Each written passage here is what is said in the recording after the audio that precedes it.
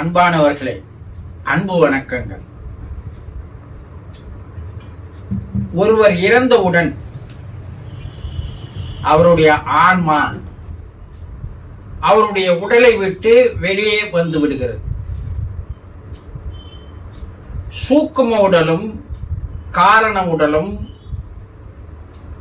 தேகத்திலிருந்து உடம்பிலிருந்து வெளியேறிவிட்டால் அதை இறப்பு என்கிறோம். உள்ளமும் உயிரும் உடலில் இருந்து வெளியேறி விடுகிறது. இந்த உள்ளமும் உயிரும் என்பது மனமும் ஆன்மாவும் தான்.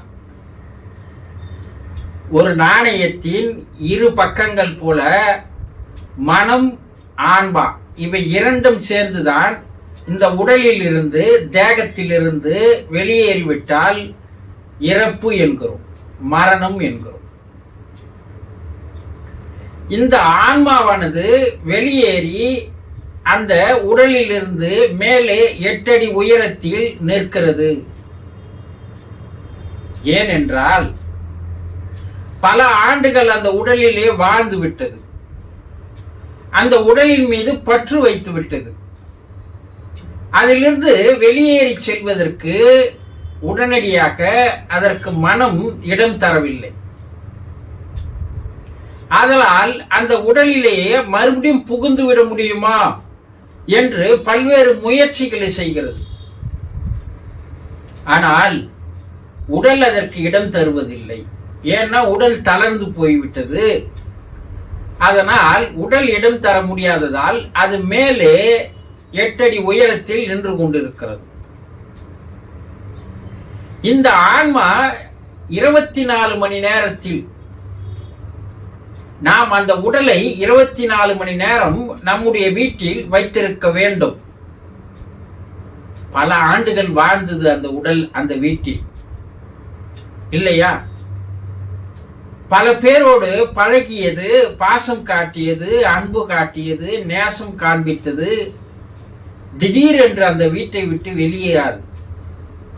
ஒரு நாளாவது ஒரு இரவாவது அந்த உடலை, தேகத்தை, சடலத்தை நாம் வீட்டில் வைத்திருக்க வேண்டும். கடைசியாக யார் யார் அந்த தேகத்தை பார்க்க முடியுமோ பார்ப்பதற்கு வாய்ப்புகளை தர வேண்டும்.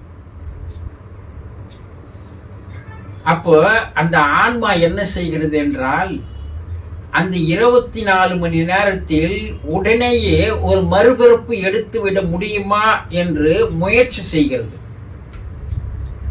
அது தன்னுடைய பேரன்களின் உடலில் வாழும் காலத்தில் எந்த பேரன் மீது ரொம்ப அன்பு காட்டியதோ, அரவணைத்ததோ, பேரன் மீது உயிரியே வைத்திருந்ததோ அந்த பேரனின் உடலில் போய் சேர்ந்து மறுபிறப்பை எடுத்துவிடும். இதற்கு வாய்ப்புகளே இல்லை. ஏனென்றால் இறந்து போன அவருடைய பிள்ளைக்கோ பெண்ணுக்கோ பிள்ளைகளே இல்லை என்றால் அந்த ஆன்மாவானது தான் பெற்றெடுத்த பிள்ளையின் உடலில் உள்ளே போய் புகுந்து விடுகிறது. அந்த தேகத்தை, சடலத்தை, உடலை மயானத்திற்கு எடுத்து செல்கிறார்கள். அந்த தேகத்தின் மீதே, உடலின் மீதே அந்த ஆன்மாவானது மேலேயே 8 அடி உயரத்தில் மேலேயே வருகிறது. அந்த தேகத்தை பார்த்தவாறே மன வருத்தத்தோடு, ஒரு சோகத்தோடு, ஒரு ஏக்கத்தோடு, ஐயோ நாம் இந்த உடலில் வாழ்ந்து வந்தோமே, இந்த உடல் நமக்கு இப்போது வாழ்வதற்கு தகுதி இல்லாமல் போய்விட்டதே, இருந்தாலும் இந்த உடலை விட்டு போவதற்கு நமக்கு மனம் இல்லையே என்பதால் அது மேலேயே வருகிறது. மயானத்தில் அந்த உடலை வைத்துவிட்டு அந்த உடலை பெற்றெடுத்த, அந்த உடல் பெற்றெடுத்த மகன் கடைசியாக கொல்லி போட வேண்டும் என்ற ஒரு சடங்கை செய்வார்கள் இல்லையா? இந்த கொல்லி போட வேண்டும் என்ற சடங்கு தான் பெற்றெடுத்த மகனால் தான் செய்ய வேண்டும். தான் பெற்றெடுத்த மகன் இல்லை என்றால் இரத்த சம்பந்தமாக இருப்பவர்கள், அவருடைய தம்பியோ அண்ணனோ அவருடைய பிள்ளைகளோ அல்லது அவருடைய தங்கச்சியோ சகோதரரோ இருந்தால் அவருடைய பிள்ளைகளோ செய்யலாம். ஆனால் தான் பெற்றெடுத்த பிள்ளைதான் செய்ய வேண்டும் என்று அது விருப்பப்படுகிறது.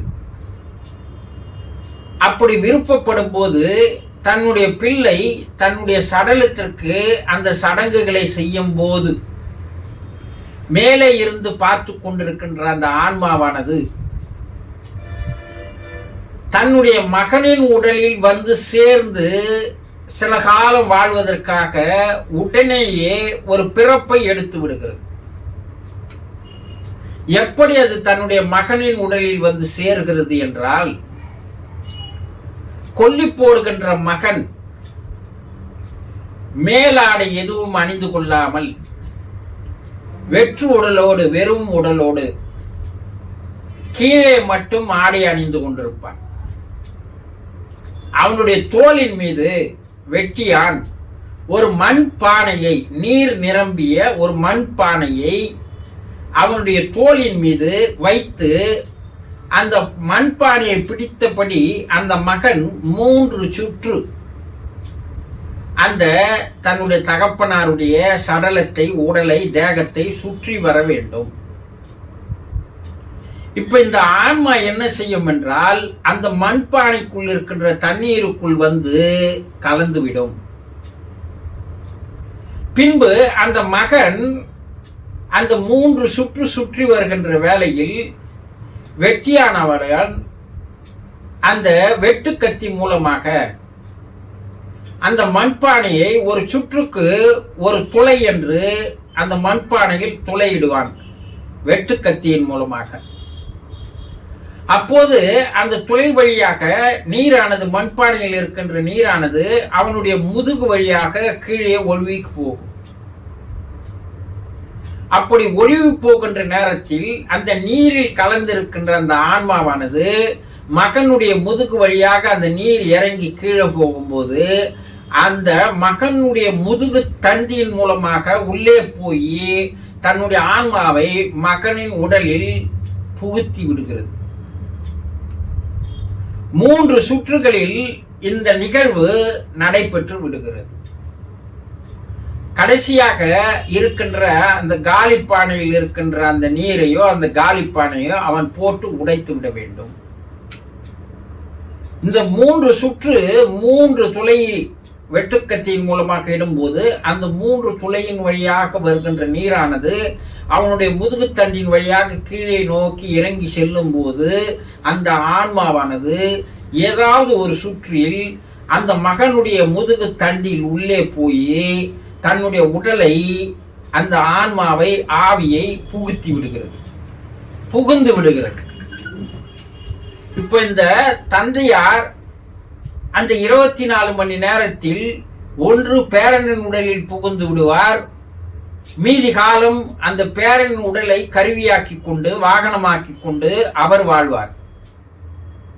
பேரன் பேத்திகள் இல்லை என்றால் தன்னுடைய மகனுடைய உடலையே அது உள்ளே போய் மகனுடைய உடலில் புகுந்து கொண்டு சில ஆண்டுகள் மறுபிறப்பு எடுத்து மகனுடைய உடலை கருவியாக்கி கொண்டு மகனுடைய மனதை தன்னுடைய ஆளுகைக்கு எடுத்து வந்து தன்னுடைய விருப்பங்களை, ஆசைகளை, கனவுகளை, நிறைவேறாத ஆசைகளை, தான் வாழ்ந்த போது கண்ட கனவுகளை எல்லாம் மகனுடைய உடலை வாகனமாக்கி கொண்டு மகனுடைய மனதை தன்னுடைய கட்டுக்குள் கொண்டு வந்து அதற்குள் தன்னுடைய கனவுகளை, ஆசைகளை எல்லாம் புகுத்தி மகனின் மூலமாக அது நிறைவேற்றிக் கொள்கிறது.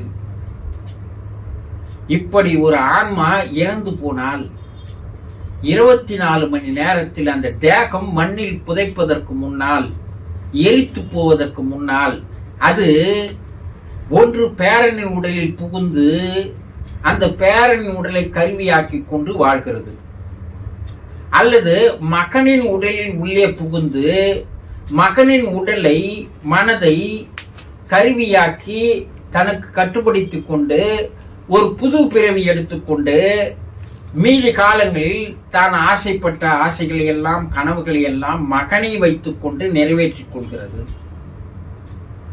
இதெல்லாம் ஒரு நிரூபிக்கப்பட்ட உண்மைகள். ஆதி காலம் முதல் கொண்டு புராணங்களிலும் சாஸ்திரங்களிலும் வேதங்களிலும் தெளிவாக கூறியிருக்கிறார்கள். முனிவர்கள், யோகிகள், ரிஷிகள் எல்லோரும் தெளிவாக எடுத்து கூறியிருக்கிறார்கள். அவதாரங்கள் தெளிவாக எடுத்து கூறியிருக்கிறார்கள். மறை நூல்களில் எல்லாம் தெளிவாக கூறப்பட்டிருக்கிறது. அதற்காக தான் தன்னுடைய இறந்து போன தகப்பனாருக்கு பேரனும் மகனும் செய்ய வேண்டிய கடமைகளை செய்து கொள்ள வேண்டும். அப்படி செய்யவில்லை என்றால் அது பித்ரு தோஷமாக மாறிவிடுகிறது, முன்னோர்களினுடைய சாபமாக மாறிவிடுகிறது.